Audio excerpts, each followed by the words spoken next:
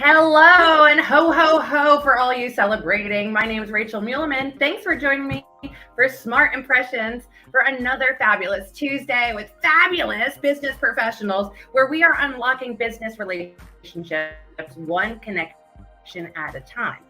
Now, because of the holiday season, there's no better time than to get under that mistletoe and start connecting.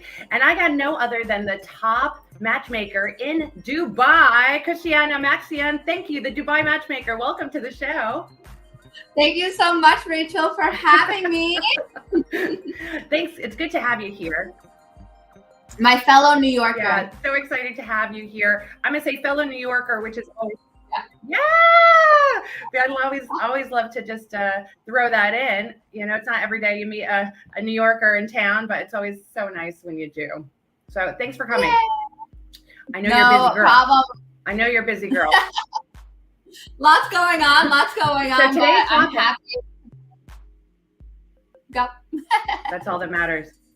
I mean, I can't thank you enough. Today, this is the last show of the year, and this is super special to have you here because the topic we're going into is the power of first impressions.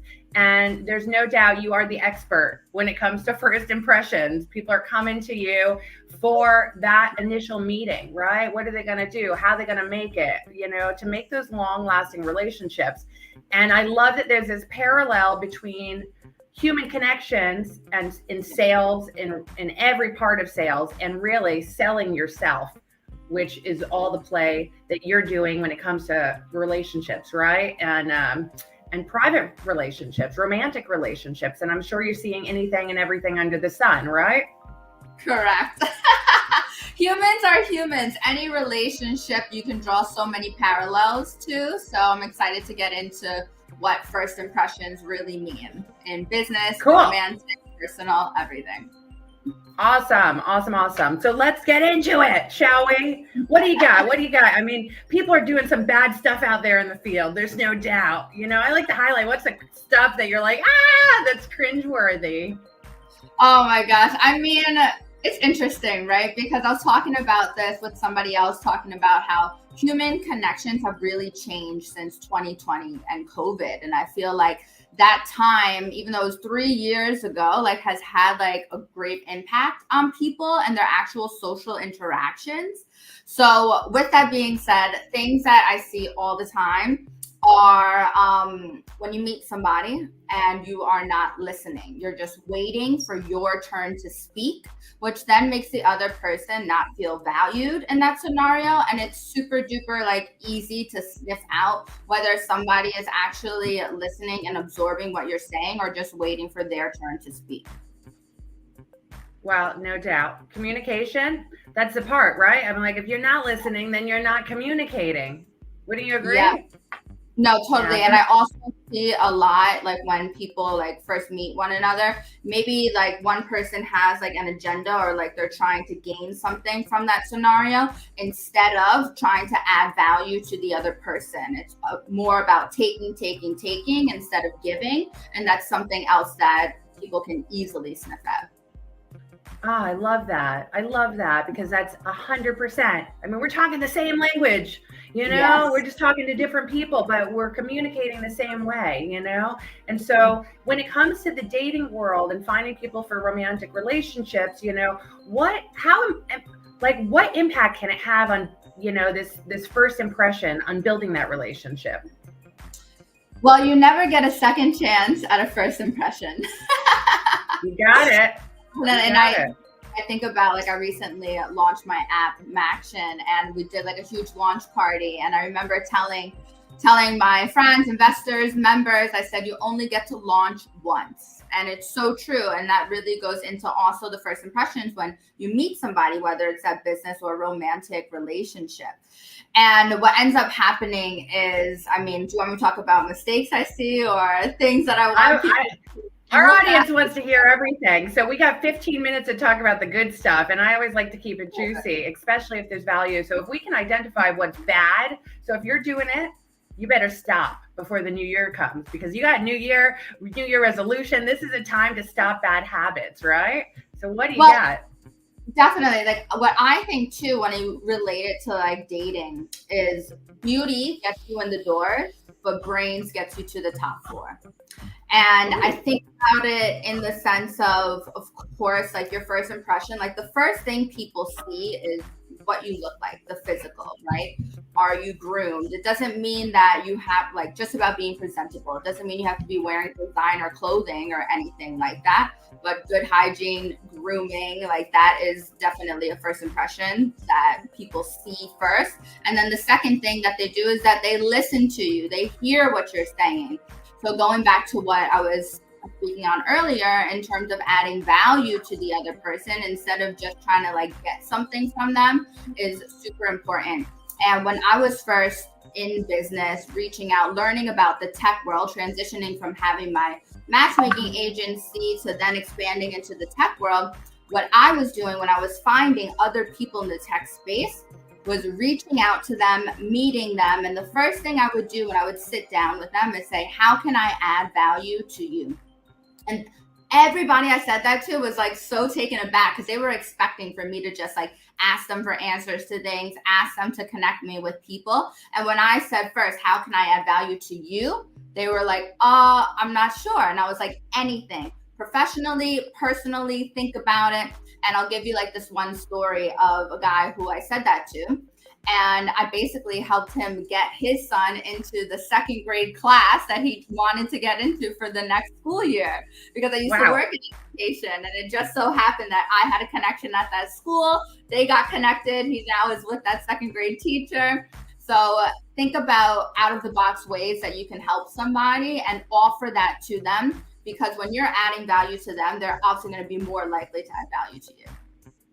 Awesome. And I love that there's a psychological play, right? So if someone gives you something, you feel like almost obligated to give them something back, you know, like it's almost like you're indebted to them on some level, some spiritual level or something. I always like to say that, you know. I don't want people to feel indebted to me. I want them to innately feel like I made a positive impact on them, so then they want to positively impact me. Absolutely. Absolutely. There's no doubt. There's no doubt. And I appreciate that, you know, because so many people, we see it all the time, go in with the wrong intentions. And so it comes back to like authenticity. Wouldn't you agree? Yes. Authenticity. Like I've been to a lot of like events, networking events, and I find it a little cringe. Like when you first meet somebody and the first thing they ask you is, what do you do? Or like they hand you their business card. And I don't know, maybe I'm just like more casual than that, and I want to get to know the person, like kind of like understand like their vibe, their energy. And I don't really need to know what you do first. Like, do we get on? Do we have a connection in another way? Because then that can lead to other business opportunities rather than here's my card. And honestly, like with business cards, I mean, I don't even do printed business cards. I'm very much a digital person. Let's connect. Let's get to know one another. And then we can connect on some kind of form of social media or WhatsApp and then continue the relationship there. Absolutely. So speaking of that, I want to pivot a little bit because I think you just made me think of something very interesting, which I'm sure you definitely help your clients is, what do you talk about if you're not talking about work? Oh gosh, there's so many things you can talk about. I mean, okay, what kind of setting are we in? Are we on a date? Are we meeting somebody at a networking? Tell me the setting. Hey now, let's keep it professional in the business world. And I say that because of the parallels, but like, you know, I think people that go on dates, I remember when I was single, I'd look into every date as a potential business meeting. So I didn't have the pressure of feeling like I have to marry this person, you know, I like had to put it in my back. I'm like, you know what? I'm not going to have any pressure. I'm not women, we tend to like fast forward, like, you know, to the baby stage, you know, especially when we're dating. So it was helpful for me to kind of put that into a different headspace so that I can just talk to people and learn more about them, you know, professionally. Yeah. What I say, and this works for business and personal, is you can ask, like, try to figure out what somebody else is an expert in. And that doesn't necessarily have to be professionally, right? It could be that they know so much about wine, they know so much about cheese, and I'm just like making this up, or they're like an excellent hiker, marathon runner, whatever it is. And when you find out what the other person is an expert in, not only does it give them the opportunity to shine and really talk about what they really love to do, but it also gives you an opportunity to learn something new. So I always say that both parties walk away with added value after that. I love that. So after first initial meeting, you got the conversation out of the way. What kind of follow-up strategies do you advise your clients? So if we're thinking professionally, right, I think about myself, and whenever I do meet with somebody and I do connect with them, either on a personal level or there's some business to be had there, I either connect with them on LinkedIn, or if there was like a WhatsApp. But if we're sticking, I love LinkedIn because it's like your resume. It's like a resume on the internet where you get to learn about somebody, not only like their past work experiences, but then also more like insight into them, especially with what they're posting, the content that they post, the content that they repost. So let's say that this is a person that you want to get to know better. I would definitely connect with them on LinkedIn, go through like their profile, see if you have any mutual connections or just mutual things in common, right? Send them a personal note about like thanking them, or hey, we met here, because everybody meets so many different people. So just put like that little bug in their ear, remind them again like where you met them and that it was great to meet them, something personal like that. And then what I would do is I would go through their content and what they post, what they reshare, like things that you find valuable, add valuable comments, not just like, oh, good job, congrats, but things that actually add value if you are so compelled to do so. And then of course, keep up your own LinkedIn where you are consistently posting, because then you're going to be in front of more people. You're going to be in front of people that you actually want to connect with, and you kind of like keep in their peripheral. So then it kind of like you just ping up. And that's what has happened to me a lot, is that because I consistently post, people will see me out of it. Oh, I know you. And like the power of social media is that when you are popular or you do pop up a lot consistently, people feel like they know you, which then opens the doors for a lot of opportunity. Awesome. So now let's take it to the romantic world that you play in. How does that differ?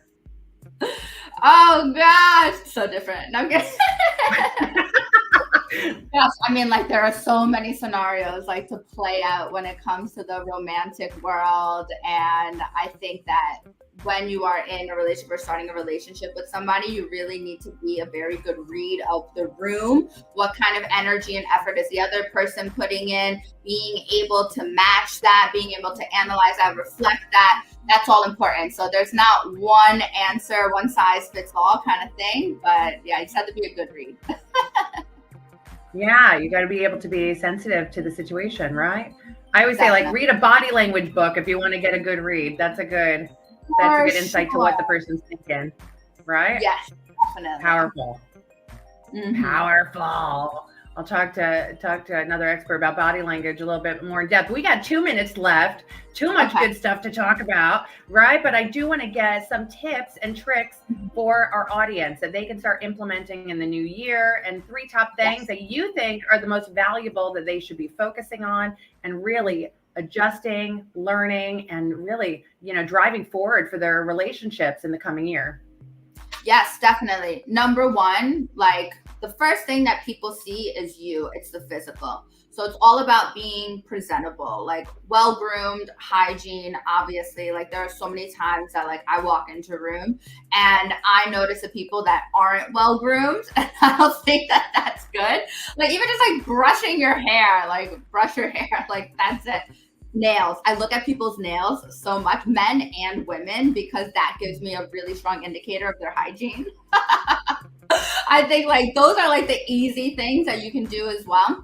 But I will also say this, like what I mentioned before about physical business cards. Like you have to think about what works for you, because like I said, there is no one size fits all. I think that in this digital age that we have now, like everybody has like QR codes or like digital business cards that you can do, and that actually makes a more lasting impression because it comes with a photo as well. So maybe invest in that. That's something you can do. And the number 1 thing that I say is smile. Smile. A smile opens the door. If you're in a crowded room or you're in a setting where it is an opportunity to meet other people, that's like the little like, hey, I'm open to meeting. where I've been in situations where people are just like not smiling, not having a good time. And is that the person that you want to go up to and strike a conversation with? Most likely not. So a smile goes a long way. And then just to touch on what we said before about listening, actually listening to somebody and seeing how you can add value to them rather than just take. Awesome. We got 4. Okay, we got smile. I love it. I'm just going to repeat it for anyone that was drinking their cup of coffee. Smile. Keep it digital in this world, which is going to help you in so many ways. The first impressions, the power of taking a shower, brushing your teeth, and doing your nails, and then listening so that the person feels valued. Oh, Christiana, I can't thank you enough. The Dubai Matchmaker right here to end 2023 on the best high of the year. We've had a great year. I want to wish you the best for the launch of your new app, which is keeping it digital for people in the romantic space. I do encourage anyone that's listening and looking for that match that you haven't found yet to reach out. She knows her things. She's going to help you in your search. And clearly, there are some great alignments when it comes to business relationships, personal relationships. And I'd say all top 4 that you just mentioned are really relevant in the business play. So thank you for sharing. And no problem. Thank you for having me. You're welcome. I can't wait to see what's coming in 2024. So nice to have you here. We're sponsored by Dripify. It's the automation platform on LinkedIn. So you don't have to spend your time clicking away and getting those connections made. It does it for you. So have a great, happy New Year's, happy holidays, and kiss the ones you loved under those mistletoe. We'll see you next week. Have a good one. I'll see you next year.